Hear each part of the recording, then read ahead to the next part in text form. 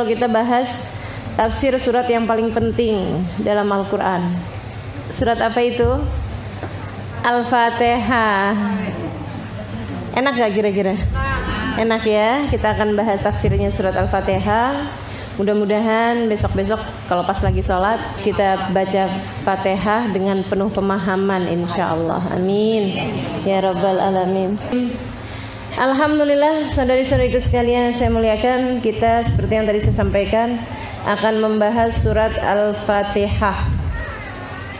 Mudah-mudahan jadi ilmu yang bermanfaat bagi kita, menjadikan sholat-sholat kita semakin khusyuk, ibadah kita semakin nikmat, menjadikan kita ahli-ahli Fatihah insyaallah. Dan sebelum mulai, yuk kita baca niat belajar bersama-sama. Bismillahirrahmanirrahim.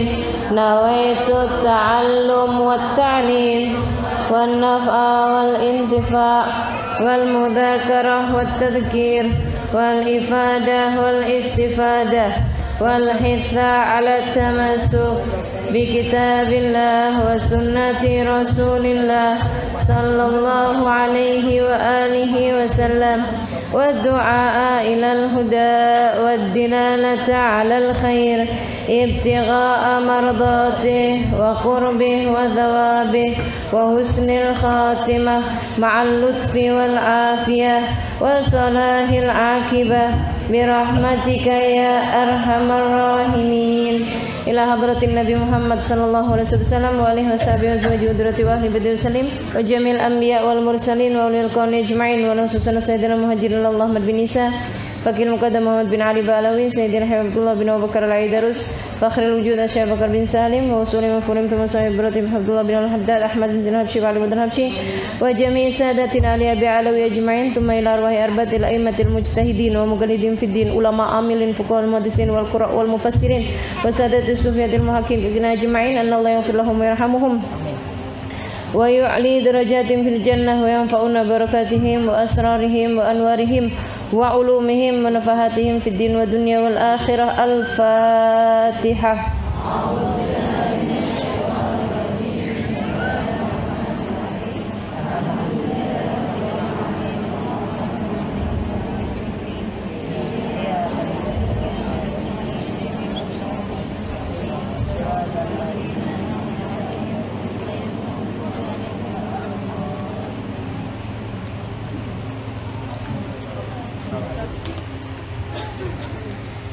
Bismillahirrahmanirrahim. Teman-teman saudara sekalian, surat Al-Fatihah ini yang akan kita bahas ya. Surat yang paling sering kita baca dalam setiap hari kita. Minimalnya berapa kali kita baca? 17 dalam sholat fardu aja.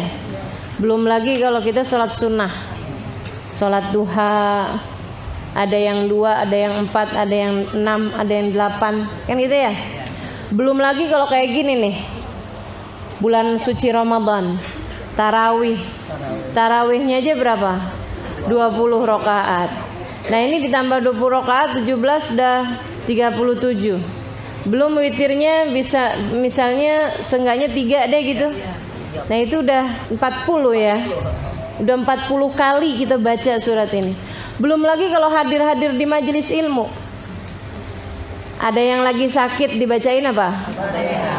Ada yang meninggal dunia dibacain apa? Ada yang selamatan dibacain apa? Semua hal dibacain Fatihah.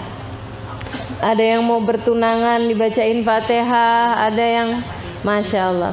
Sampai-sampai ulama bilang gini, kalau kamu lagi menghadapi sesuatu yang kamu pengenin, bacalah surat Fatihah di hadapan sesuatu tersebut, gitu ya. Kita misalnya, kalau ibu-ibu nih apa ya biasanya ya, lagi ngeliatin ada rumah bagus, pas lagi ngeliat Fatihah gitu. Ibu-ibu belanja masuk ke mall, ngeliatin ini nolnya berapa biji sih nih. Ada tas bagus, Diliatin, oh 300.000 murah, pas diperhatiin lagi 3 juta. Wah, nggak kebeli nih sekarang. Fatihah. Masya Allah. Ibu-ibu sedikit sekalian saya muliakan, saya pernah dengar satu kajian seorang ustazah muda, jauh lebih muda daripada saya. Dia cerita, dia bilang, saya itu pertama kali Ustazah Halimah datang ke Jakarta, dia bilang, itu dia masih SMP, muda banget kan? Muda banget kan? Jadi saya ngerasa betapa sangat tuanya saya ketika dengar cerita itu. Dan cerita itu di majelis. Dia bilang, saya tiap kali ngelihatnya, ya Allah, kepengen gitu, kepengen bisa jadi seperti itu, gitu ceritanya. Kepengen punya ilmu yang kemudian bermanfaat dan bisa mengajarkannya, menyampaikannya kepada orang lain. Bukan secara pribadi kepengen jadi saya, bukan, gitu ya.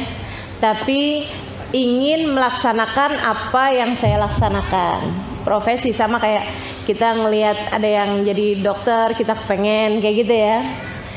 Jadi akhirnya terus dia bilang, nah saya itu pernah dengar dari ayah saya, dia bilang kalau lagi kamu kepengenin apapun, nah itu kamu pandengin sambil baca Fatihah. Jadi dia bilang setiap kali saya hadir majelis pas lagi hari libur, itu saya liatin Ustazah Halimah Fatihah. Pas lagi jalan gitu ya, ketemuan Ustazah Halimah Fatihah. Dia bilangnya subhanallah, dia kemudian berangkat pergi ke Hadramaut juga. Kemudian dia menjadi ustazah juga gitu. Alhamdulillah. Jadi dia ngasih tahu sama orang-orang untuk banyak-banyak baca Fatihah terhadap apapun yang kita inginkan. Kita misalnya ngelihat orang, oh punya kesabaran yang Masya Allah gitu ya, Fatihah gitu. Atau kalau mau lengkap, Al-Fatihah ila hadratin Nabi gitu ya. Fatihahnya kita sambungin dulu ke Nabi Muhammad, biar Nabi Muhammad juga ikut mengaminkan doa dan harapan kita. Ngelihat ada anak soleh, bener, terdidik sekali. Kita kepengen anak kita juga jadi anak yang soleh, anak kita juga menjadi anak yang terdidik, kan begitu ya? La hadratin Nabi Al-Fatihah gitu.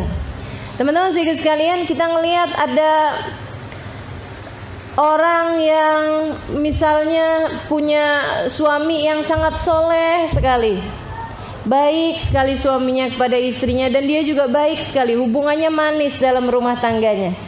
Daripada dinyinyirin sementara kamu belum menikah gitu ya, lebih baik di Fatihain. Enak nih kan, daripada tuh palingan kelihatannya doang dari luar tuh kayak gitu. Kayaknya kalau di rumahnya mah belum tentu. Palingan ini kalau di luar baiti jannati, kalau di dalam baiti nari. Nyinyir sekali ya. Teman-teman sedikit sekalian saya muliakan, daripada begitu mendingan ya Allah karuniakan saya pula pasangan yang soleh, yang bisa bawa kebaikan bagi saya, yang sikapnya lemah lembut pada saya, dan mudahkan saya juga untuk bisa menjadi istri yang solehah baginya. Al-Fatihah gitu. Jadi apa-apaan di Fatihain aja gitu ya. Jadi teman-teman sedikit sekalian saya muliakan, apapun Fatihain aja. Insya Allah mudah-mudahan Allah karuniakan kepada kita segala kebaikan. Dengar diceritakan tentang surga dengan segala kenikmatan-kenikmatannya. Ya Allah, kepengen menjadi salah satu ahlinya, salah satu penghuninya. Diapain? Gitu. Jangan kenceng-kenceng bu, terus ngelihat orang kayak Fatihah, lihat orang pinter Fatihah, nggak gitu ya. Wah ini susah nih. Tuh ngapain bu? Diajarin Ustazah Halimah. Ya Allah. Jadi gitu teman-teman sekalian, Al-Fatihah. Kenapa begitu? Kenapa begitu? Ada dalilnya nggak? Ada. Teman-teman sekalian, Nabi Muhammad alaihissalam mengatakan dalam hadisnya, Suratul Fatihah lima quri'at laha. Suratul Fatihah lima quri'at laha. Surat Al-Fatihah itu tergantung niat bacanya mau buat apa. Surat Al-Fatihah itu tergantung niat bacanya mau buat apa. Jadi kalau kita bacanya mau buat sesuatu hal, insya Allah Allah berikan sesuai dengan niatannya tersebut. Jadi kalau kita baca memang dengan niatan-niatan agar hajat-hajat kita diijabah, insya Allah mudah-mudahan surat Al-Fatihah menjadi salah satu penguat, salah satu pembuka hajat-hajat kita tersebut dijabah oleh Allah Subhanahu wa ta'ala. Seperti itu ya surat Al-Fatihah. Saudaraku sekalian saya muliakan, di mana diturunkannya surat Al-Fatihah? Nah, ini para ulama sepakat bahwasanya surat Al-Fatihah ini diturunkan di Mekah. Meskipun yang sab'al masani wal Qur'anil azim yang Allah sebutkan dalam Al-Qur'an, bahwa kami telah turunkan kepadamu as-sab'al masani, 7 ayat yang berulang-ulang wal Qur'anil azim, dan merupakan bagian dari Al-Qur'an yang paling agung. Dan semua ulama juga mengatakan bahwasanya ayat tersebut bercerita tentang Al-Fatihah. Ini adalah surat yang diturunkan, ayat yang diturunkan di kota Madinah. Jadi Allah cuma lagi ngungkit aja, lagi mengungkit pemberian bahwasanya aku telah turunkan kepadamu wahai Muhammad, yaitu di kota Mekah, 7 ayat yang berulang-ulang dan merupakan bagian dari Al-Quran yang paling mulia. Gitu ya. Jadi surat Al-Quran ini, saudaraku sekalian saya muliakan, diturunkan di kota Mekah. Dan semua ulama sepakat dengan jumlah bilangannya, yaitu 7 ayat. 7 ayat yang berulang-ulang, karena memang Allah menyebutkan 7-nya ini secara jelas-jelasan dalam ayat yang tadi telah saya sebutkan. Wal sab'il masani wal Qur'anil azim. Sungguhnya Al-Fatihah itu adalah as-sab'al masani, 7 ayat yang berulang-ulang. Berulang-ulangnya di mana? Tuh, Bismillahirrahmanirrahim. Ada Ar-Rahmanir-Rahim, ya kan? Ar-Rahman-Rahimnya nanti diulang lagi di ayat yang ketiga ya. Alhamdulillahirrahmanirrahim. Ar-Rahmanir-Rahim. Iyyaka diulang juga. Iyyaka na'budu, terus iyyaka nasta'in.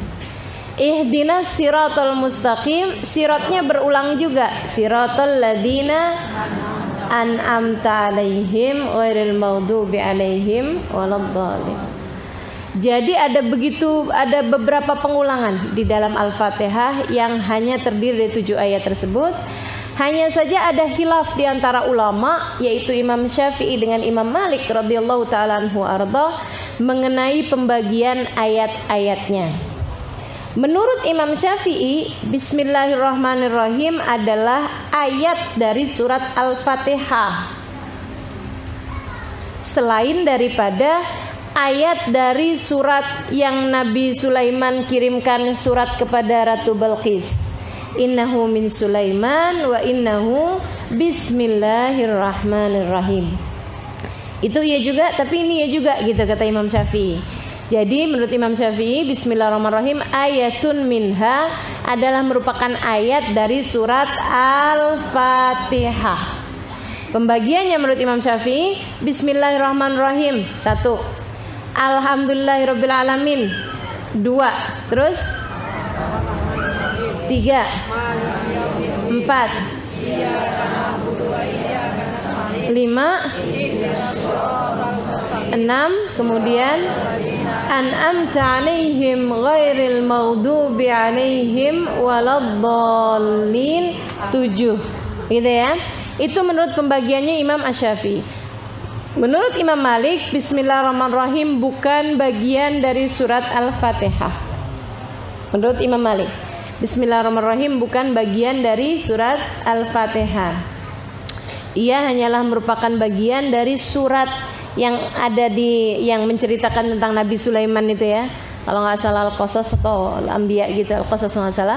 Nah itu di sana disampaikan mengenai kisahnya Nabi Allah Sulaiman yang mengirimkan surat kepada Ratu Bilqis. Isi suratnya, innahu min Sulaiman wa innahu bismillahirrahmanirrahim. Hanya saja memang disunahkan untuk dibaca di awal-awal surat, kecuali surat Al-Bara'ah, kecuali surat At-Taubah yang diawali dengan bara'atun minallahi wa rasulih. Seperti itu teman-teman sekalian. Nah terus ngitungnya gimana? Apakah menurut Imam Malik surat Al-Fatihah terdiri dari 6 ayat? Enggak, kata Imam Malik 7 juga. 7, surat Al-Fatihah 7, mengingat ayat yang tadi sudah saya sebutkan bahwa Al-Fatihah salah satu namanya adalah As-Sab'ul Mathani, 7 ayat yang berulang-ulang. Jadi menurut Imam Malik Bismillahirrahmanirrahim gak masuk. Masuknya dari Alhamdulillahirabbil 1, terus 2, 3, 4 Mustaqim, 5 Siratal ladzina an'amta alaihim, 6 kata Imam Malik ya, ghairil maghdubi alaihim waladdallin, ayat yang ketujuhnya. Jadi menurut Imam Malik Siratal ladzina an'amta alaihim 1 ayat dan ghairil maghdubi alaihim waladdallin ayat yang lainnya. Gitu ya. Jadi semuanya sepakat bahwasanya jumlah ayat dalam surat Al-Fatihah adalah terdiri dari 7 ayat. Begitu ya.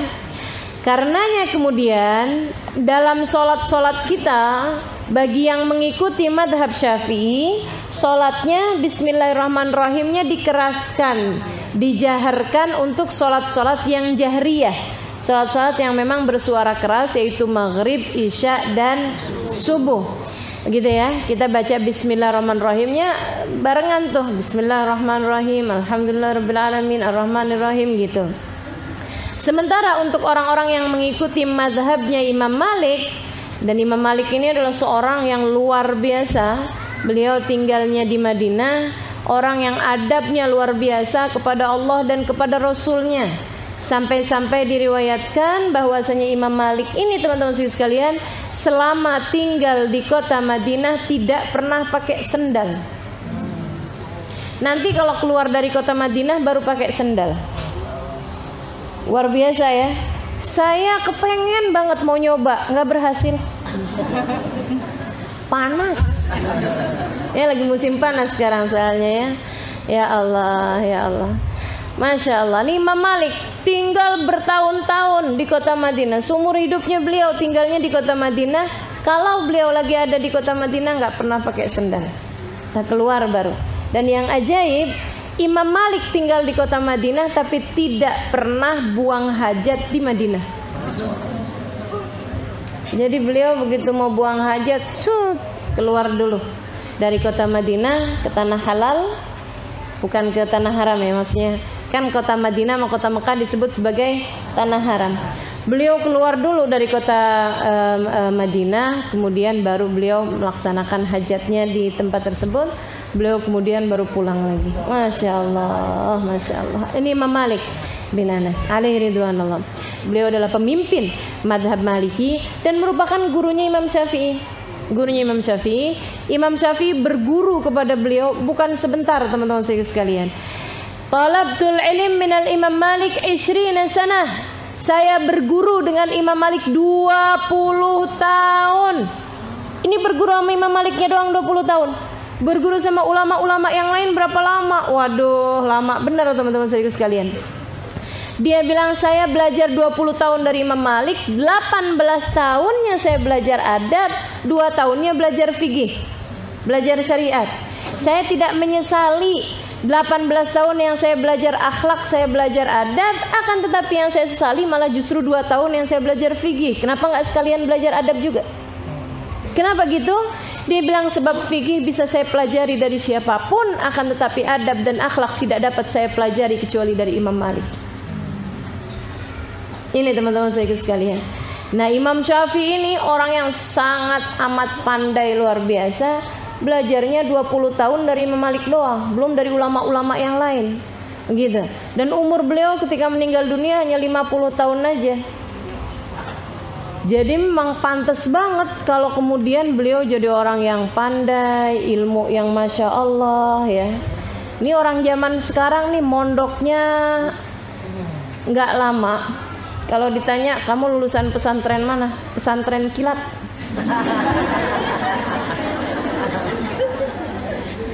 Ya Allah, pesantren kilat katanya ya lulusannya. Tapi udah berani-beraninya bawa hukum, udah beraninya nyalahin ulama. Wah, ini zaman sekarang nih ya, udah berani-berani menyalah-nyalahkan para ulama yang bahkan belajarnya udah panjang-panjang lamanya. Orang semakin berilmu biasanya semakin menunduk. Enggak kemudian jadi gampang-gampang membid'ah-bid'ahkan hanya karena membaca hukumnya di Google. Hukum terawih dia baca. Oh. Habis itu kemudian adeknya, bapaknya, ibunya disalah-salahin semuanya. Mama terawih tuh mah enggak pernah 20 rakaat. Mama tahu nggak, Nabi tuh mah nggak pernah lebih sholat malamnya di bulan Ramadan atau selain bulan Ramadan daripada 11 rakaat. Mama kalau tarawih 20 rakaat ikutan siapa mah? Mamanya dengan gampang jawab ikutan imam nak.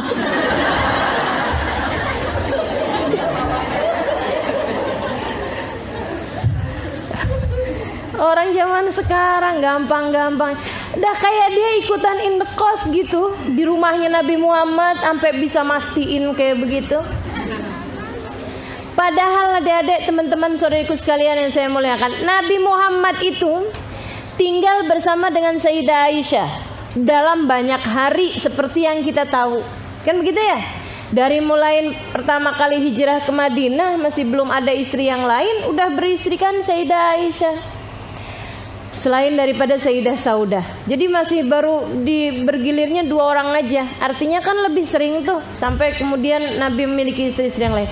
Saudaraku sekalian saya muliakan, Sayyidah Aisyah setiap kali meriwayatkan hadis, beliau bilang, saya lihat Nabi Muhammad berbuat begini.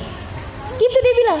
Ra'aitu Rasul sallallahu alaihi wasallam yusalli duha 4 rakaat. Saya pernah lihat Nabi Muhammad sholat duha 4 rakaat. Yang saya lihat Nabi Muhammad sholat duha 4 rakaat. Termasuk hadis yang tadi tuh yang mengenai sholat tarawih, Sayyidah Aisyah juga bilangnya gitu. Saya nggak pernah lihat Nabi Muhammad kalau sholat malam lebih daripada 11 rakaat. Saya nggak pernah lihat. Artinya bahwa bukan berarti Nabi selalu 11 rakaat, belum tentu. Tapi yang saya lihat cuman segitu aja. Bisa jadi Nabi sholatnya lebih banyak daripada itu, tapi Sayyidah Aisyah pas ketiduran. Bisa jadi? Betul nggak?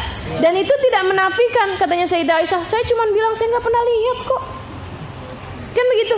Nah orang zaman sekarang dia nggak ikut-ikutan lihat Nabi. Nabi nggak pernah sholat lebih daripada 11 rakaat. Kata Sayyidah Aisyah, ngalah-ngalahin gue loh. Ya Allah, ya Allah. Gitu ya. Jadi Imam Malik, seorang yang paling berakhlak pada Nabi Muhammad alaihissalam. Imam Syafi'i berguru kepada beliau, berguru adab, berguru akhlak kepada Imam Malik. Ngajinya teman-teman sekalian 20 tahun. Namun beliau masih tawadhu, namun beliau masih sangat tidak pernah berhenti belajar, tidak pernah berhenti berpikir, makanya menjadi akbarul ulama. Salah satu ucapan Imam Syafi'i ini ya, yang udah pesantren 20-an tahun sama Imam Malik doang. Beliau bilang kayak gini, uhibbus shalihin walastu minhum, la'alli anal minhum syafa'ah. Katanya Imam Syafi'i, saya cinta sama orang soleh walaupun saya belum termasuk di antara mereka. Wah, Imam Syafi'i menghatamkan Al-Quran di luar Ramadan sehari sekali. Di dalam bulan Ramadan pagi sampai sore 1 hataman, sore sampai pagi 1 hataman. Jadi selesai bulan Ramadan beliau menghatamkan 60 kali hataman Quran.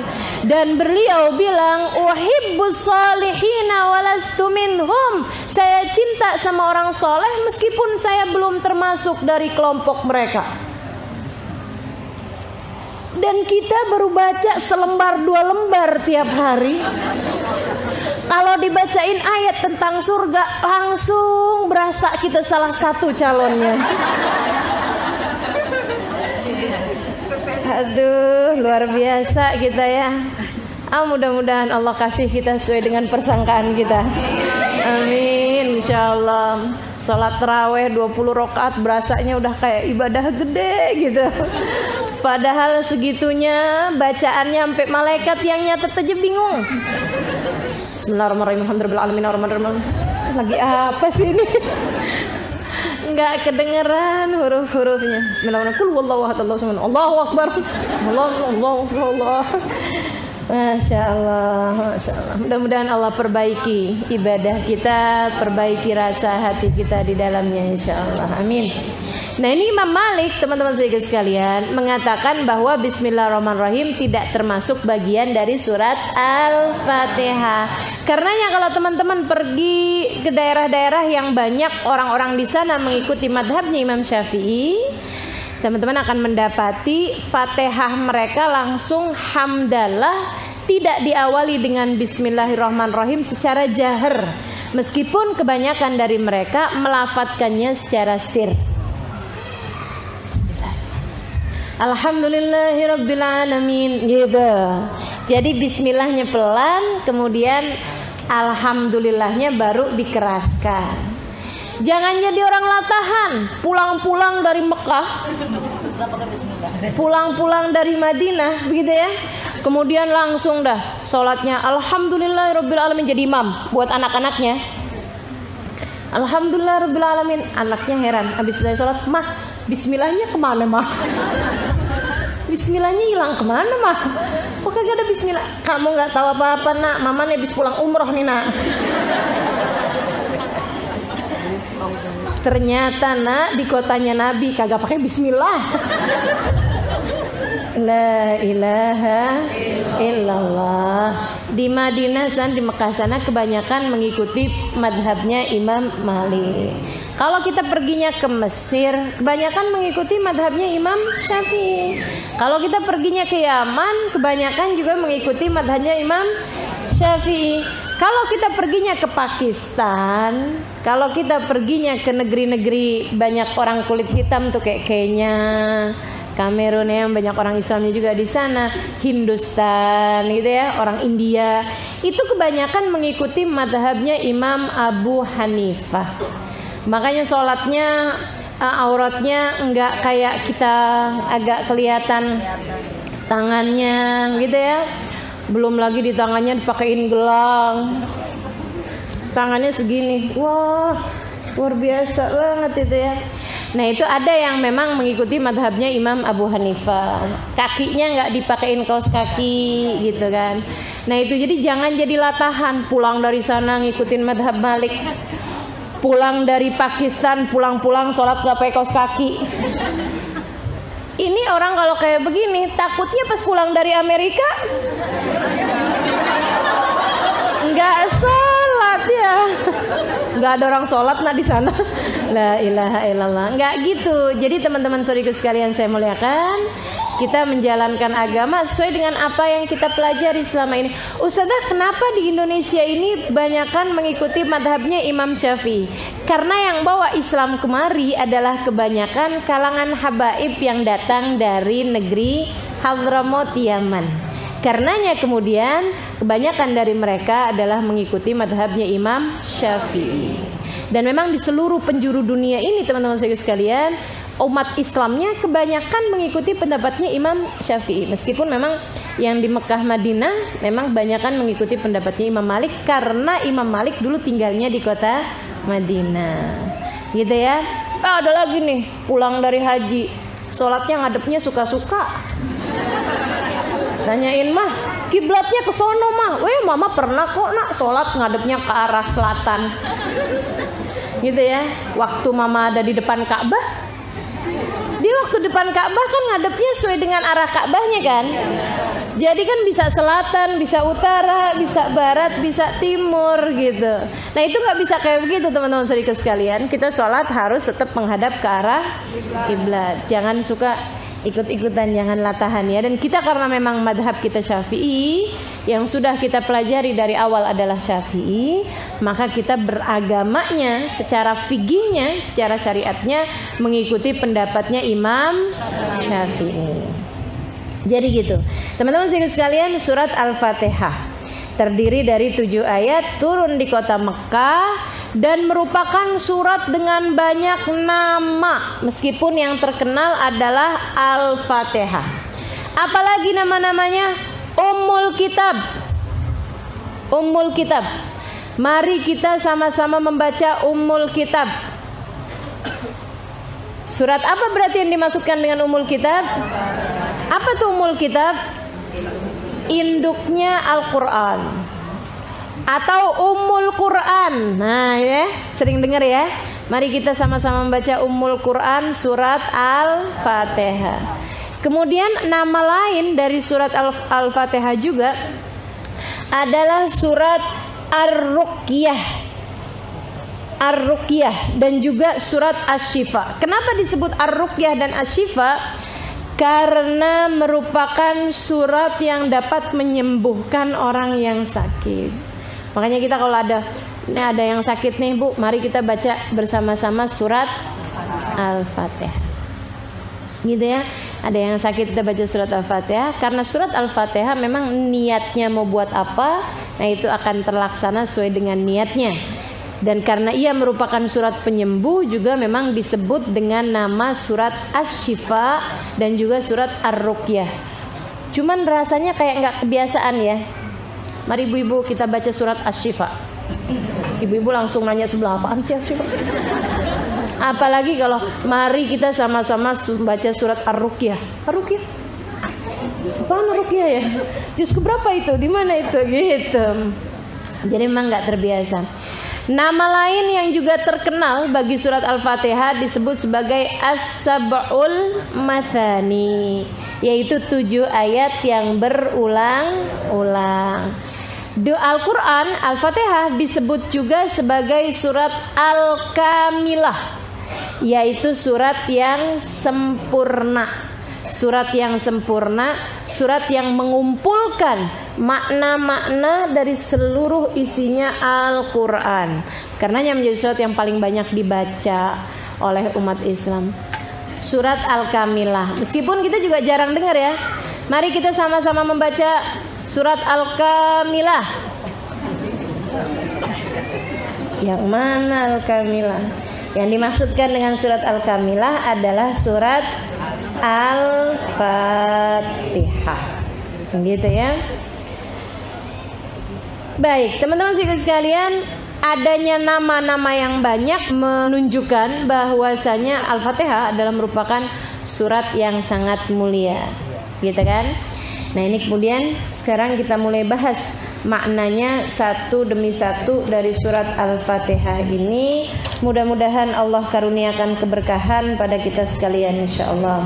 Amin ya rabbal alamin. Yuk kita baca bareng-bareng. A'udzu billahi minasy syaithanir rajim. Bismillahirrahmanirrahim. Alhamdulillahi rabbil alamin. Ar-Rahmanir Rahim. Maliki yaumiddin. Iyyaka na'budu wa iyyaka nasta'in. Ihdinas siratal mustaqim. Siratal ladzina an'amta 'alaihim ghairil maghdubi 'alaihim waladdallin. Amin. Ya, disunahkan untuk membaca amin sesudah selesai kita membaca surat Al-Fatihah, karena surat ini diakhiri dengan doa. Dan doa itu sesudahnya kita disunahkan untuk mengaminkan. Amin artinya adalah istajib ya Rabb, kabulkanlah doa kami ini ya Allah. Dua surat yang sunnah untuk dibacakan amin sesudahnya selain daripada surat Al-Fatihah, yaitu surat Al-Baqarah. Karena surat Al-Baqarah juga diakhiri dengan doa. La tu'akhidna in nasina wa akhtana. Rabbana wa la tahmil alaina isran kama hamaltahu 'alal ladzina min qablina. Wa la tuhammilna ma la taqata lana bih. Wa'fu anna waghfir lana warhamna anta maulana fansurna 'alal qaumil kafirin. Amin. Gitu. Kok nggak pernah Ustazah kalau sholat ada amin habis fansurna 'alal qaumil kafirin? Emang kagak pernah dibaca kalau sholat? Ibu-ibu kan sholatnya ikutnya yang kagak pernah baca Al-Baqarah. Pernah ya Bang? Sholat orangnya baca Al-Baqarah? Belum pernah kan? Jadi karena belum pernah ya nggak pernah dengar orang baca amin habisnya selesai Al-Baqarah gitu ya. Dan karena Al-Fatihah memang selalu dibaca dalam sholat-sholat kita, jadi kita udah terbiasa gitu kan. Ghairil maghdubi alaihim waladdallin. Amin. Perlu nggak sih ditambahin Rabbighfir lana wali walidina misalnya gitu ya, baru amin? Nggak perlu, nggak perlu. Boleh apa enggak? Boleh. Kalau bicara boleh, boleh. Tapi kalau bicara mana yang lebih baik gitu ya, yang lebih baiknya adalah waladdallin amin. Nggak usah pakai tambahan apa-apa. Kenapa? Ikhtisaran bil warid. Karena kita mengambil apa yang dilakukan sama Nabi Muhammad. Jadi perkara-perkara itu ya, kalau Nabi Muhammad udah ngajarin sesuatu, kita kerjain aja sesuai dengan ajaran Nabi. Nggak usah pakai kita tambah-tambahin gitu ya. Kalau Nabi udah ngajarin. Lain kalau Nabi nggak ngajarin, nah itu misalnya doa mah terserah mau doa apa aja gitu kan, apa aja juga bagus mau didoain. Termasuk misalnya begini, doa buka puasa. Oh, berapa tahun yang lalu santer broadcastnya, tapi tahun ini kayaknya nggak terlalu, apa nggak nyampe broadcastnya sama saya nggak tahu. Dia bilang kalau habis selesai puasa waktunya buka nggak usah baca Allahumma lakasumtu, karena itu hadisnya dhaif. Itu adalah bid'ah, nggak boleh baca itu. Jadi bacanya dhahabadh dhama wabtallatil uruq wa thabatal ajru insyaallah taala. Itu aja, karena itu yang hadisnya sahih. Teman-teman sekalian, kalau urusan doa sebenarnya nggak perlu pakai hadis pun nggak apa-apa, nggak ada ceritanya bid'ah. Sudah Allah Subhanahu wa taala mengatakan bahwasanya ud'uni astajib lakum, berdoalah kalian niscaya akan aku ijabah doa kalian. Kata Allah seperti itu gitu ya. Bahwa kalau ada yang Nabi Muhammad kerjakan, kita perlu mengerjakan itu. Ya kalau begitu jangan kemudian membid'ah-bid'ahkan doa-doa yang lain yang memang selama ini sudah diajarkan oleh para ulama-ulama kita. Gitu ya. Jadi gimana bacanya? Begitu azan maghrib kita baca Bismillahirrahmanirrahim, kita makan kurma, kita minum air, baru baca doanya. Allahumma lakasumtu wa bika amantu wa ala rizkika aftartu birahmatika ya arhamar rahimin. Dhahabadh dhama wabtallatil uruq wa thabatal ajru insyaallah taala. Kalau perlu tambahin Allahumma ya azim, ya azim, ya azim, ighfiridz dzambal azim fa innahu la yaghfirudz dzambal azim illal azim. Ketiga doa tersebut warid, datang, ada keterangannya dari Nabi Muhammad alaihissalam, meskipun bolehlah dikatakan bahwa hadis yang tentang dhahabadh dhama secara riwayatnya lebih sahih dibandingkan dengan yang lainnya. Untuk fadailul amal, untuk doa mah bahkan yang gak ada riwayatnya aja boleh, apalagi yang ada riwayatnya gitu ya. Jadi jangan mudah untuk membid'ah-bid'ahkan apa yang sudah diajarkan oleh para ulama selama ini gitu ya. Bahkan kayak doa habis makan aja, kesian nih anak-anak zaman sekarang. Udah dari kecil, dari bayi diajarin Allahumma barik lana fima razaqtana wa qina adzabannar. Sampai di saat dia belum bisa bacanya kan, ikut manggut-manggutnya aja Allah. Gitu. Sampai dia udah bisa, sampai dia udah TK, sampai dia udah gede gitu kan, udah kebiasaan baca Allahumma barik lana fima razaqtana wa qina adzabannar. Kan benar artinya Allah berkahilah rizki yang kau berikan ini dan jauhkan kami, hindarkan kami dari api neraka. Bagus artinya. Makan aja minta dihindarkan dari api neraka. Masya Allah, luar biasa benar. Karena khawatir di dalam makanannya terdapat barang haram. Karena khawatir di dalam makanannya terdapat barang syubhat. Khawatir orang tuanya mendapati makanan tersebut dengan cara-cara yang tidak betul, tidak thayyib. Teman-teman sekalian, makanya di saat sebelum makan minta dihindarkan dulu dari api neraka, selain daripada minta keberkahan pada makanan tersebut. Begitu indahnya. Wah, begitu udah tua-tuaan gitu ya, udah kawin, suaminya bilang itu doa nggak ada dalilnya. Jadi nggak usah kita baca bang, nggak usah, karena itu bid'ah. Bid'ah bang. Bingung tuh seumur hidupnya dia baca doa tersebut. Ya Allah, ya Allah. Teman-teman sekalian, antara yang makan baca doa dengan yang makan nggak baca doa, bagusan mana kira-kira? Yang baca doa. Yang baca doa gitu ya. Besok-besok begitu ketemu makanan enak, ingat katanya Ustaz Halimah, Fatihain aja. Bukan cuman baca Allahumma barik lana nih, tapi Fatihah biar sering ketemu makanan itu besok-besok. Ya gitu teman-teman saya sekalian, waladhdallin, amin.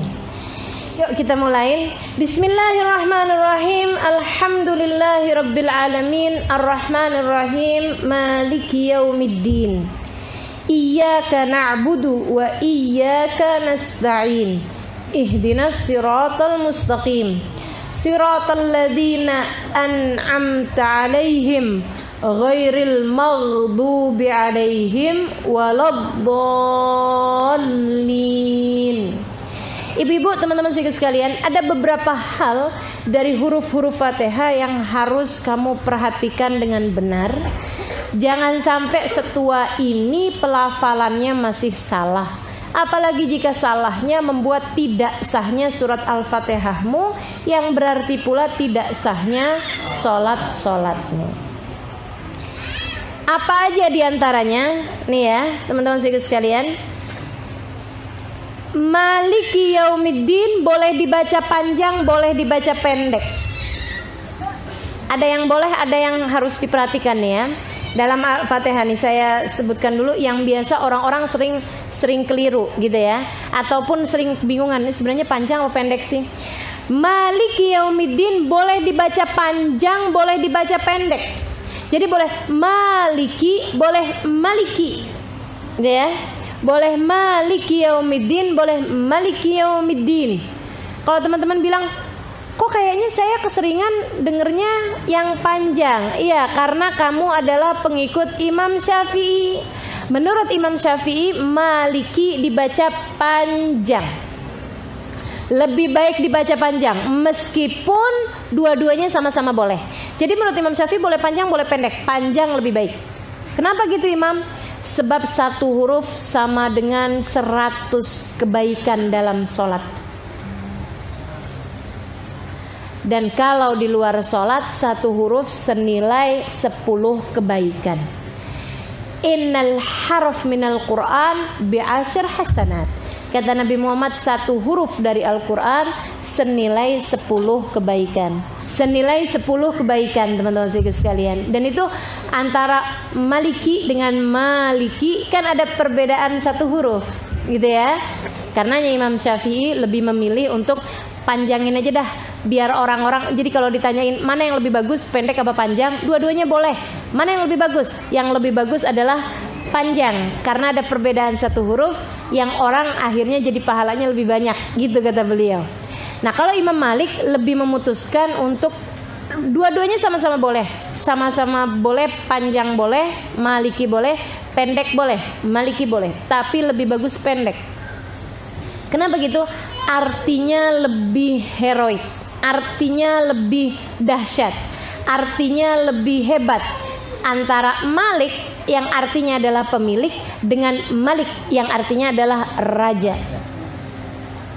Antara pemilik sama raja, heroikan mana? Raja ya.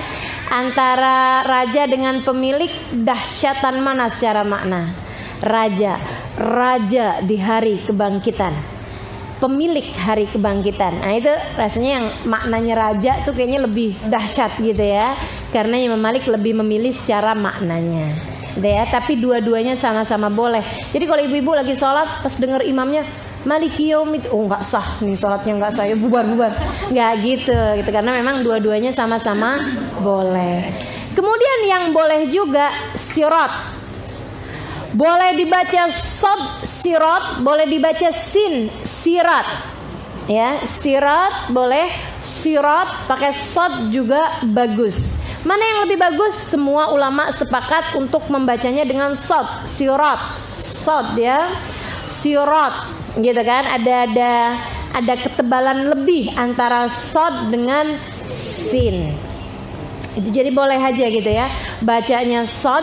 Kalau ada orang kemudian kok kedengarannya kayak sin ya, nah itu juga nggak apa-apa, karena memang artinya sama antara sirat dengan sirat ya, antara sirat dengan sirat gitu ya. Nah itu teman-teman sekalian. Kemudian sisanya yang lain, jangan sampai nasta'in dibaca nastain, jangan sampai mustaqim dibaca mustaqim, jangan sampai maghdubi alaihim dibaca maghdubi gitu ya, yang artinya yang kemudian atau maghdubi. Nah itu jangan berpindah dari dhad kepada huruf-huruf yang lain. Termasuk juga an'amta, jangan dibaca an'amta, apalagi a'amta. Waduh, jauh benar ya. Waladhdallin, jangan kehilangan satu tasdidnya menjadi waladhdallin. Nah, itu hilang satu tasdid. Ya. Dan yang terutamanya lagi, hati-hati ini yang paling harus hati-hati, baca iyyaka, enggak boleh iyaka. Iyaka, ada tasdid di situ yang akan merubah arti. Teman-teman sekalian, jangan baca iyyaka na'budu wa iyyaka nasta'in. Artinya jadinya kepada bayangan matahari aku menyembah dan kepada bayangan matahari aku mohon pertolongan. Wow. Hati-hati ya. Jadi harus iyyaka na'budu wa iyyaka nasta'in. Artinya hanya kepadamu aku beribadah dan hanya kepadamu aku mohon pertolongan. Gitu ya. Itu beberapa perkara yang kita perlu perhatikan dalam Al-Fatihah. Baik, sudah kita pelajari cara membacanya. Sekarang kita pelajari makna-maknanya. Bismillahirrahmanirrahim. Teman-teman sekalian yang saya muliakan, ini kandungannya dalam banget. Bismillahirrahmanirrahim ini.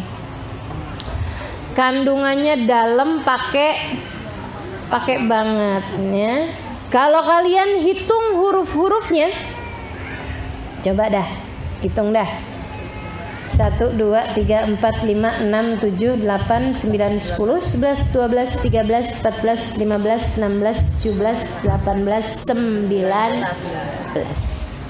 Ada 19 huruf. Allah cerita neraka itu yang jaga alaiha tis'atash.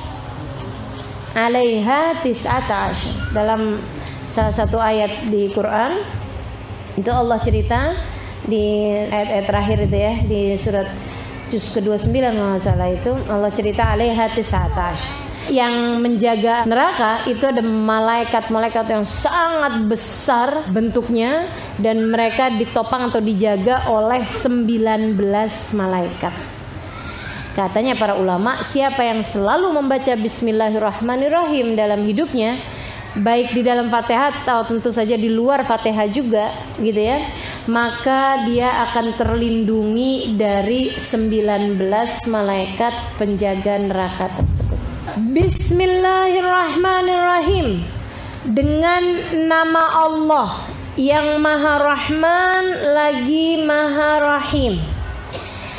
Itu menurut makna Kufah, menurut makna artinya ulama Kufah, yang mengartikan bismi, isminya itu dari kata-kata ismun yang artinya adalah nama.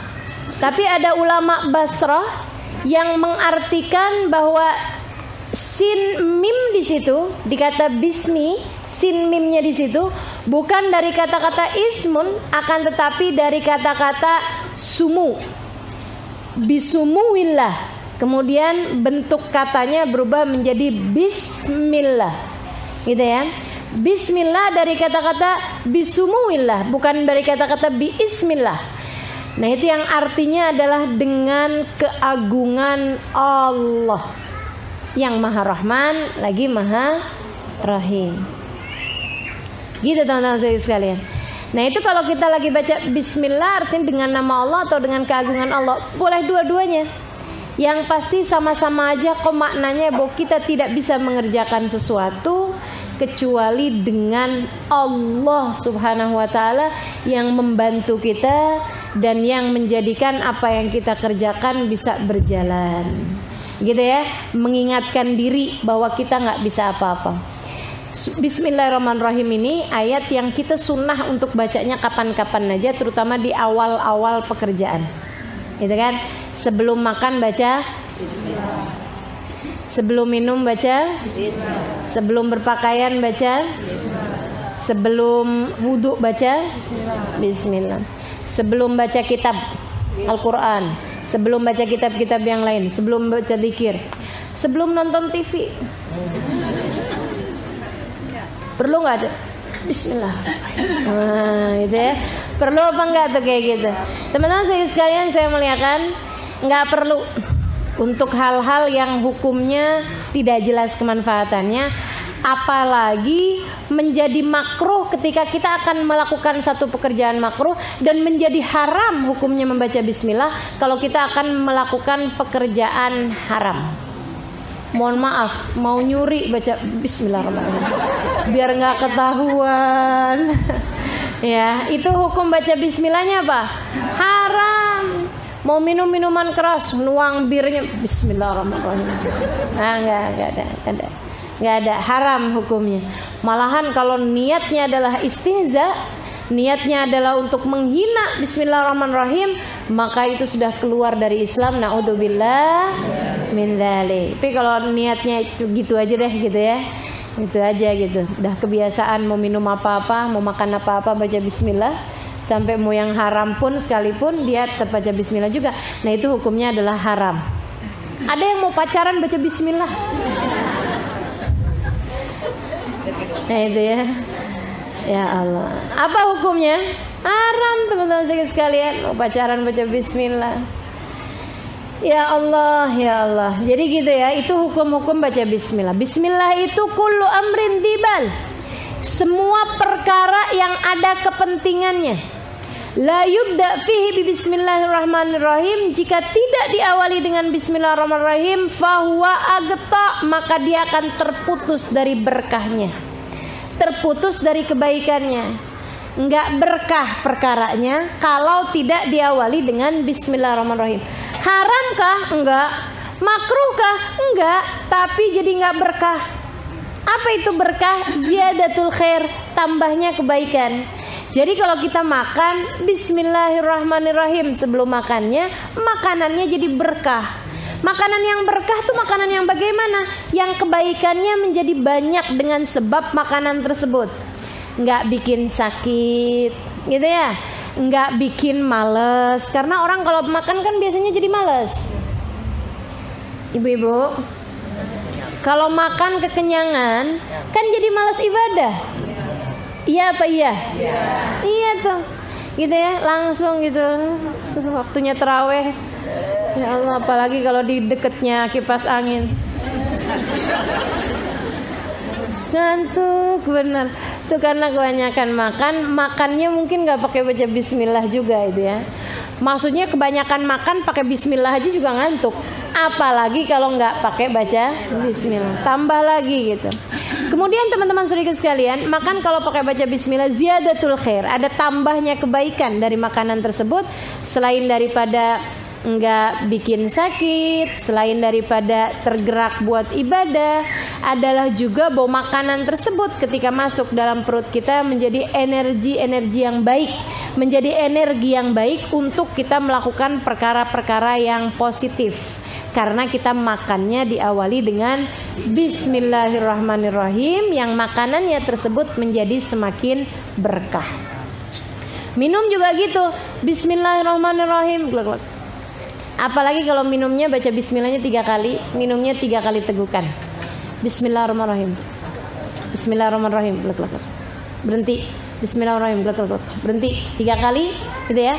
Kemudian baca doanya minum. Alhamdulillahilladzi ja'ala hadzal ma' azban furatan bifadlihi wa lam yaj'alhu milhan ujajan bidunubina. Minumnya sambil duduk, pegang minumnya pakai tangan kanan. Teman-teman saudaraku sekalian, tidak bernafas di dalam air dan 3 kali tegukan seperti yang tadi saya sampaikan. Siapa yang menjalankan minum dengan adab-adab seperti ini, dosa berguguran dari tubuhnya selama dia minum.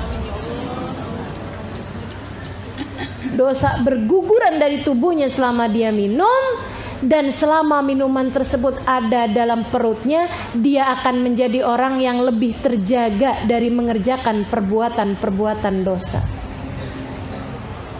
Minum doang padahal. Luar biasa benar ya. Berapa galon yang udah terlewat tanpa membuat dosa-dosa kita berguguran. Dan mudah-mudahan masih tersisa bergalon-galon yang ketika kita meminumnya membuat dosa-dosa kita berguguran dan membuat kita menjadi lebih terjaga di masa yang akan datang. Ingetin tuh ya. Apa aja tadi adabnya minum? 1, duduk. 2, pegang pakai tangan kanan. 3, baca bismillahirrahmanirrahim. 4, tidak bernafas di dalam air. 5, 3 kali tegukan masing-masingnya baca bismillahirrahmanirrahim. 6, membaca doanya yang ibu-ibu belum pada hafal. Alhamdulillahilladzi ja'ala hadzal ma'adzban furatan bifadlihi walam yaj'alhu milhan ujajan bidunubina. Panjang. Jadi ibu-ibu mau apa aja bacanya. Alhamdulillahirabbil alamin ya. Alhamdulillahilladzi. Bu, biar kata panjang akan apal kalau ibu sering kerjain. Akan hafal kalau ibu tulis kemudian taruh di dinding, ya, di dekat tempat minum air, ya, dekatnya dispenser, taruhin. Beneran ini, saya dulunya ngerjain itu gitu, bukan buat saya, bukan, buat orang di rumah saya tempelin di situ. Ya, setiap minum lihat, tiap minum lihat, lama-lama dilihat doang. Ya, lama-lama hafal maksudnya gitu ya, lama-lama hafal. Alhamdulillahilladzi ja'ala hadzal ma'adzban furatan bifadlihi wa lam yaj'alhu milhan ujajan bidunubina. Alhamdulillahilladzi ja'ala hadzal ma'adzban furatan bifadlihi walam yaj'alhu milhan ujajan bidunubina. Ini ibu-ibu yang nggak pada nyatet nih, saya kira kepedean. Palingan ustazah abis ini naruh di Facebook.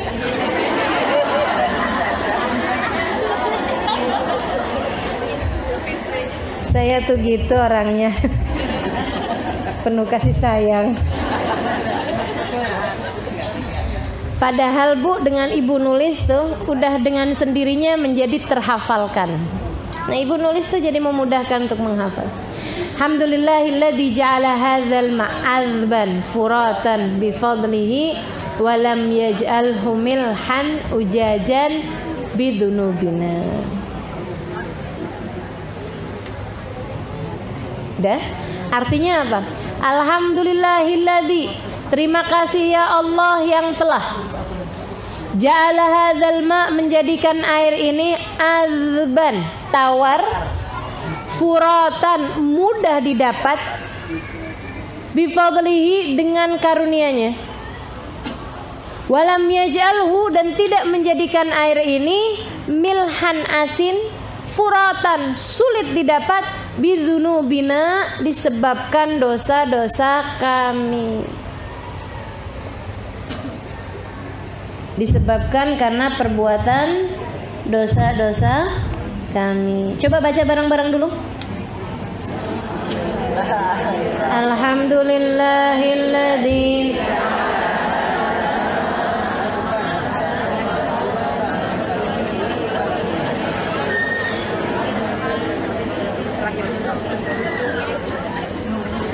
kok suaranya nggak kompak gitu. Ini khasnya orang Indonesia banget nih. Ayo lagi. Alhamdulillahilladzi ja'ala hadzal ma'adzban furatan bifadlihi wa lam yaj'alhu milhan ujajan bidunubina. Gitu ya. Ujajan itu sulit didapat, sama artinya dengan ghaura. Itu juga artinya sulit didapat. Qul ara'aitum in asbaha ma'ukum ghaura famay ya'tikum bima'in ma'in. Sampaikan kepada mereka wahai Nabi Muhammad, bagaimana menurut kalian jika Allah jadikan air kalian sulit didapat dengan sebab dosa-dosa kalian? Siapa yang akan mendatangkan kepada kalian air yang mudah untuk membantu kalian? Famay ya'tikum bima'in ma'in, gitu ya. Jadi itu baca bismillahirrahmanirrahim. Disunahkan di awal-awal kita mengerjakan satu perbuatan, dengannya apapun yang kita kerjakan menjadi berkah. Teman-teman sekalian, apapun yang kita kerjakan menjadi berkah, begitu ya. Terutamanya lagi, kenapa kita perlu mengawali mengerjakan segala sesuatu dengan bismillahirrahmanirrahim? Agar setan-setan gak pada ikut serta. Ini sih di bulan Ramadan nih setan lagi pada kagak ada nih. Jadi kita bebas ngomongin dia. Ya, teman-teman sekalian, katanya Nabi kan seperti itu, wasufidati syayatin, dan setan-setan diikat. Jadi kalau bulan Ramadan gak ada setan. Tapi kok masih ngerjain dosa juga ya Ustaz? Itu dia tuh masalahnya ya. Jadi setan selama ini melatih kita untuk berbuat perbuatan dosa, kagak ada pelatihnya juga udah jadi ahli. Udah jadi mahir mengerjakan perbuatan dosa, ya Allah. Ternyata yang kemarin-kemarin jahat tuh bukan setan, tapi diri kita sendiri. Gak ada setan juga masih tetap kayak begini keadaan kita. Baik teman-teman sekalian, nah untuk bisa menghindar atau meminimalkan, ya, meminimalisir kejahatan setan, dominannya setan dalam diri kita. Ini bahasa saya bisa dimengerti apa enggak nih? Untuk bisa menyedikitkan pengaruh setan dalam diri kita, salah satunya adalah dengan kita kalau ngerjain apa-apa diawali dengan bismillah. Setan nggak bisa ikut-ikutan. Kalau kita makan baca bismillahirrahmanirrahim, setan nggak kenyang, setan nggak ikutan kenyang, setannya tetap lapar. Kalau kita minum dengan baca bismillahirrahmanirrahim, setan tetap kehausan. Setan kita loh, namanya korin, teman-teman sedikit sekalian. Ini si korin lagi nggak ada nih sekarang nih, ya. Korin ini kata Allah SWT dalam Al-Quran, wa yusyarikuhum fil amwali wal aulad fahuwa lahu korin. Kata Allah, si setan suka ikut-ikutan sama kalian fil amwal, dalam cara kalian mencari harta, cara kalian bekerja mencari harta, setan suka ikut-ikutan. Makanya ada orang bisa nipu, ada orang bisa nyari kerjaan-kerjaan haram, tuh dia diikutin sama setannya, gitu ya. Dia ngikutin setan-setannya. Yusyarikuhum fil amwal wal aulad, setan suka ikut-ikutan, mohon maaf, dalam anak-anak kita. Suka gangguin anak-anak kita buat gangguin orang tuanya. Giliran ibunya mau nonton TV dia biasa aja. Pas ibunya mau baca Quran, nangisnya kejer luar biasa. Kenapa anak saya jadi kayak begini nih? Dia digangguin sama setan. Si korinnya tadi nih, ayo deh tuh, ayo sibukin emak kamu biar dia kagak jadi ngaji gitu. Emaknya kan shadaqallahul adzim gitu. Langsung kenapa nak gitu, nggak jadi dah. Ibu-ibu, teman-teman sikut sekalian saya muliakan. Jadi si setan ini, si korin ini suka ikut-ikut serta kemanapun saja kita mengerjakan apapun. Bahkan kita sholat, setannya masih ngebisik-bisikin. Yang kita lupa pada inget, gitu kan? Ngingetin namanya Hunzub. Nah setannya tuh korin sama si Hunzub tuh bareng-barengan. Waduh, ngingetin kita. Kalau kita wudu ada juga namanya Walhan. Setan si Walhan ini suka gangguin kita kalau lagi wudu. Ustadzah hafal banget namanya setan. Ya Allah. Nggak apa-apa ya, kenali musuhmu biar kamu tahu gitu kan. Jadi gitu teman-teman sekalian. Ada Hunzub namanya, ada si Walhan, ada Korin, ada siapa lagi. Udah segitu aja. Temenannya banyak banget ya. Jadi itu teman-teman sekalian, mereka kalau si Walhan tuh kerjaannya suka bikin kita was-was. Kayak udah niat, belum niat tuh tadi gitu. Padahal udah niat. Wudu tuh loh. Wudu kan orang suka was-was tuh kalau wudu gitu ya. Kalau wudu ajaibnya nih ya, kalau wudu was-was, kalau sholat kagak was-was. Karena emang kerjaannya setan. Kalau sholat nggak pernah was-was, saya udah khusyuk apa belum ya? Kagak pernah. Tapi kalau lagi wudu was-was luar biasa. Udah sah apa belum? Udah sah apa belum? Kalau lagi sholat padahal nggak kepikiran mau sah mau kagak gitu. Ya Allah, emang dasar setannya ganti lagi soalnya. Setannya ganti lagi si Hunzub tadi nih. Jadi teman-teman suriku sekalian yang saya muliakan, setan suka ikut-ikutan. Biar setan gak ikut-ikutan kamu ketika mengerjakan segala sesuatu, hadirkan bismillahirrahmanirrahim dalam tiap awal perbuatan yang kamu kerjakan.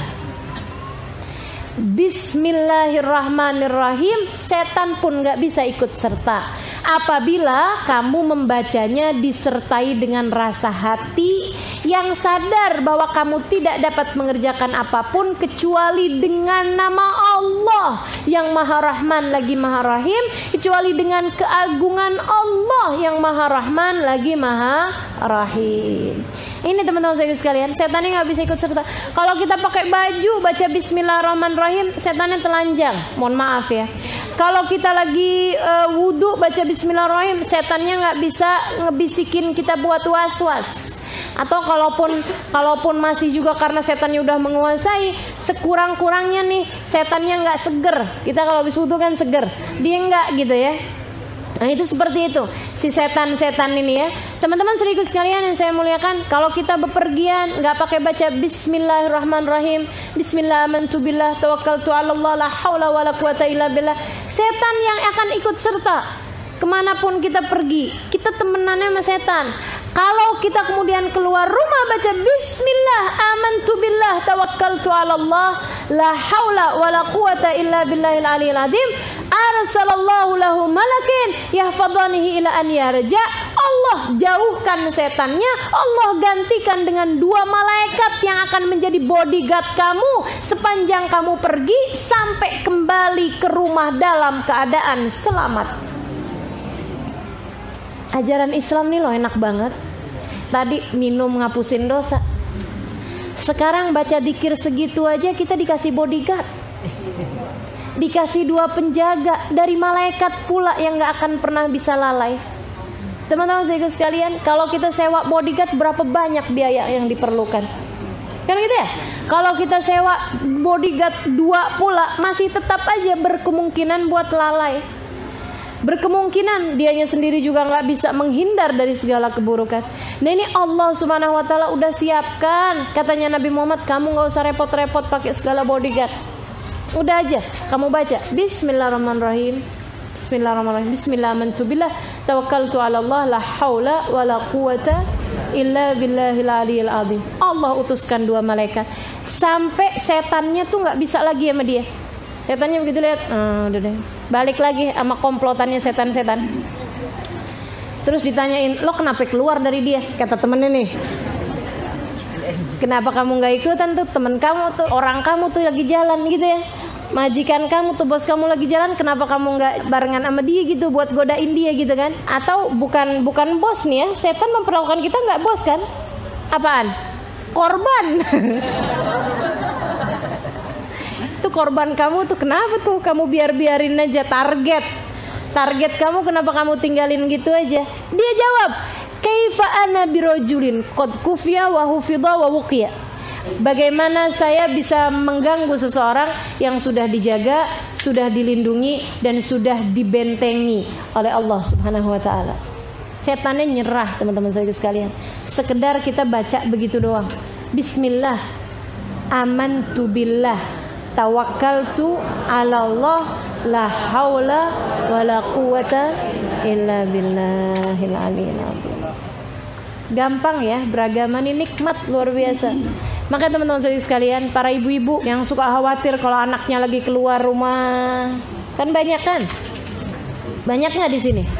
Ibu-ibu anaknya umur 11 tahun, 12 tahun, dia 13 tahun, keserem kalau pas lagi keluar dia belum bisa jaga dirinya. Tapi kalau kita ikutin dia juga nggak mau. Lagi pengennya kan sendiri. Lain sama anak umur 4 tahun, 5 tahun, 6 tahun kan masih kepengennya barengan sama ibunya mulu, bareng sama orang tuanya. Tapi umur-umur segitu kamu sudah akan kehilangan mereka yang biasanya kemana-mana mau minta ditemenin, kemana-mana mamahnya mau ikut, dia malah udah nggak mau ikut lagi umur-umur segitu kan biasanya ya. Nah ini teman-teman sedikit sekalian, minta sama mereka, nak, jangan keluar rumah kecuali sesudah membaca Bismillah, amantu billah, tawakkaltu 'ala Allah, la haula wala quwata illa billahil aliyil azim. Kalau perlu ditulis yang bagus, tempelin depan pintu rumah. Kalau anak kita pamitan mau jalan kemana aja, sambilan dia salaman kita minta, nah, udah baca belum? Nih anak mama udah baca belum? Ayo baca dulu dong. Mama baca dulu. Mama minta tolong baca dulu nak. Buat mama baca dulu yuk. Bismillah, amantu billah, tawakkaltu 'ala Allah, la haula wala quwata illa billahil aliyil azim. Penjagaan. Ketika ada seseorang sahabat, dia kesel sama setan, dia ngerasa dia nggak bisa menang gitu ngadepin setan. Dia kalah mulu sama bisikan setan. Dia bilang, "Ta'isa setan, kurang ajar nih setan," gitu. Nabi Muhammad kemudian noleh sama dia. Nabi Muhammad bilang, la taqul hakadha fa innahu yatakabar. Kamu jangan ngomong begitu, setannya malah tambah gede, saya liatin. Nabi kan bisa lihat setan. Ya, Nabi bisa lihat setan. Jadi Nabi Muhammad bilang, jangan kayak begitu kamu. Fa innahu yatakabar, setannya malah jadi tambah gede tuh kalau kayak gitu. Balqul, akan tetapi ucapkanlah Bismillahirrahmanirrahim, fa innahu yatasaghar hatta yakunu kal usfur. Setannya bahkan menjadi semakin kecil sampai jadi kayak burung emprit. Tuh burung emprit enggak? Kecil banget itu ya, yang suka diwarna-warnain macam-macam sama orang di pasar burung sana tuh. Nah itu katanya Nabi Muhammad alaihissalam, fa innahu yatasaghar hatta yakunu kal usfur. Kalau mau setannya jadi kecil, bacalah dalam segala sesuatu Bismillahirrahmanirrahim. Jadi penjagaan ya, kita awali segala sesuatu dengan membaca Bismillahirrahmanirrahim. Dilindungi, dijaga sama malaikat-malaikatnya Allah Subhanahu wa taala. Bu, kalau baca Bismillahirrahmanirrahim nggak usah kenceng-kenceng, ya kan? Jangan abis dapat ilmu ini masuk rumah Bismillahirrahmanirrahim, Assalamualaikum warahmatullahi wabarakatuh. Abis kemarinan dapat pelajaran pula baca kulhu. Bismillahirrahmanirrahim, qul huwallahu ahad, Allahus samad, lam yalid walam yulad walam yakul lahu kufuwan ahad. Abis itu ustazah ngasih tahu lagi, ustazah yang lain lagi, atau ustazah yang sama. Ustazah Halimah tahu juga katanya, baca ayat kursi ketika awal masuk ya, biar hatinya pada adem, setannya nggak ikutan masuk kan gitu ya. Jadi begitu masuk habis baca kulhu, Allahu la ilaha illallah wal hayyul qayyum. Gak tahu tuh kenceng banget sampai anak-anak menghindar. Suami menghindar. Kalau baca zikir nggak usah kenceng-kenceng. Orang semuanya belum tentu punya perasaan yang sama denganmu. Kan gitu ya. Khawatirnya malah justru jadi mengganggu persangkaan orang lain. Gitu ya. Ini orang kenapa sih gitu? Mau ngapain? Bismillahirrahmanirrahim. Mana ngagetin pula, maksud dia biar setannya pada pergi gitu kan. Mau makan bismillahirrahmanirrahim. Waduh. Apalagi habis denger dia satu kisah tentang salah satu habaib kita yang kalau makan nggak baca bismillahirrahmanirrahim, tapi di tengah makan dia baca bismillahirrahmanirrahim kemudian tertawa kegelian. Jadi kalau awal makan dia nggak baca bismillah, tengah-tengah bismillahirrahmanirrahim, bismillah ya awal wa akhiru, ketawa gitu. Habis itu dia lanjut makan lagi gitu. Ada muridnya heran gitu, Bib kok gitu Bib, lucu amat Bib, kenapa Bib? Katanya Bibnya, dia bilang, iya geli lihat setan. Kenapa gitu? Dia bilang awal aneh makan kan aneh nggak baca bismillah, jadi setan ikutan makan. Pas anak kagetin muntah padahal.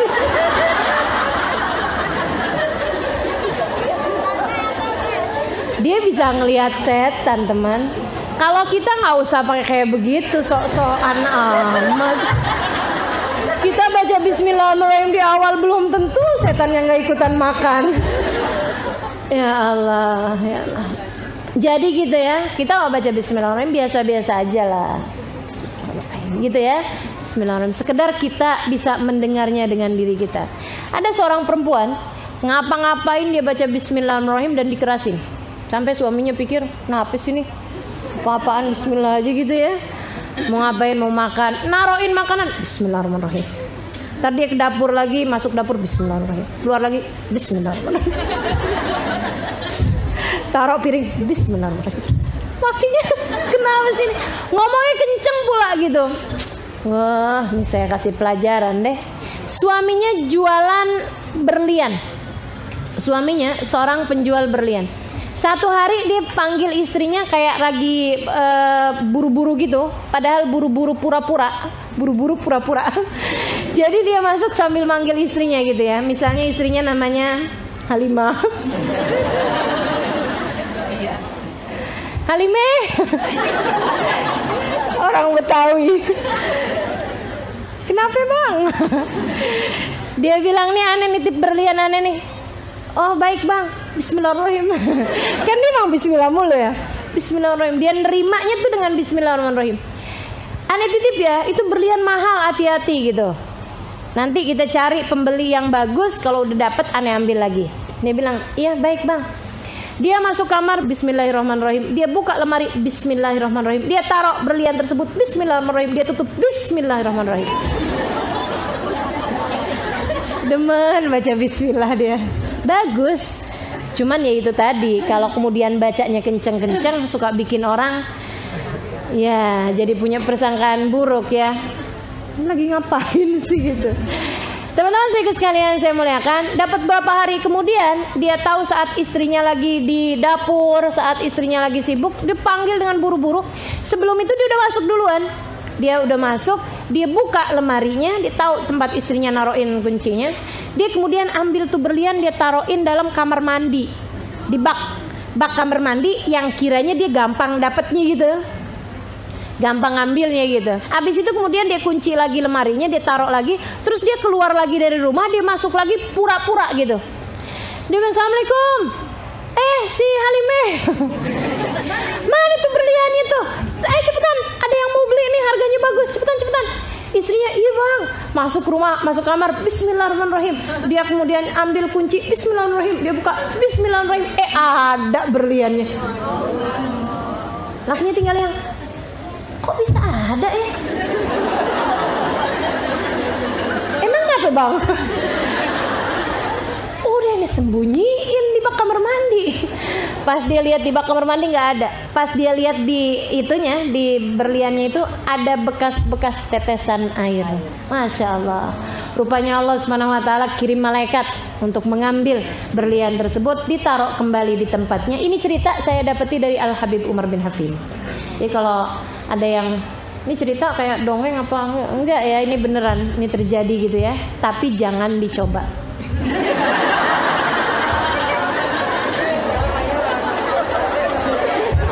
Hilang beneran tahu rasa ya.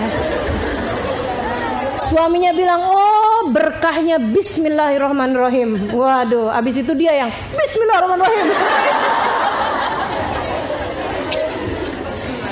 Iya, jangan mau ngerjain sesuatu sesudah dapat pelajaran dulu. Nah, ini pelajaran dari orang-orang udah cukup sebagai pembelajaran buat kita untuk selalu mengawali sesuatu dengan bismillahirrahmanirrahim.